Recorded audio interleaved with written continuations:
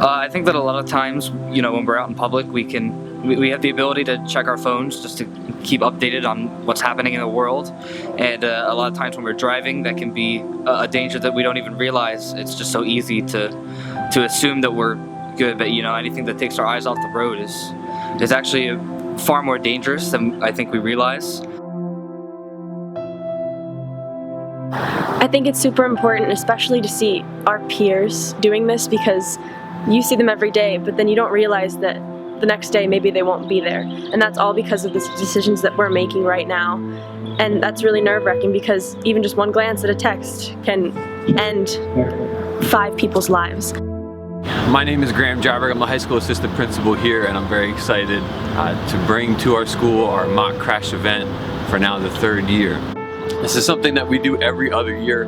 This is such a vital message for our students to get from our community members. I want to thank Paoli Hospital, State Farm Insurance, and all of the members of our community who are participating with us today to bring this mock crash event to our students.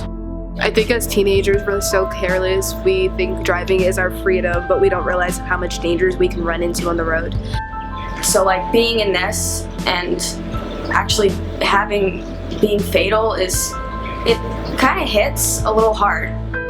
After viewing the mock crash, our students are going to be invited to come inside to the gymnasium where our 9th through 12th graders will participate in a Cruisin, not Boozin assembly. As part of this assembly, we have a member of our community who's going to come in and discuss with us his experience with an accident just like this.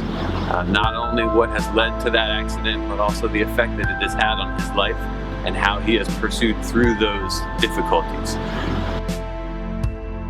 I think it's really important that Collegium students are seeing this message portrayed so dramatically, because it's so easy to get distracted on the road now. It's just that much more powerful that we're using student actors and people that the audience members know personally and will definitely be affected by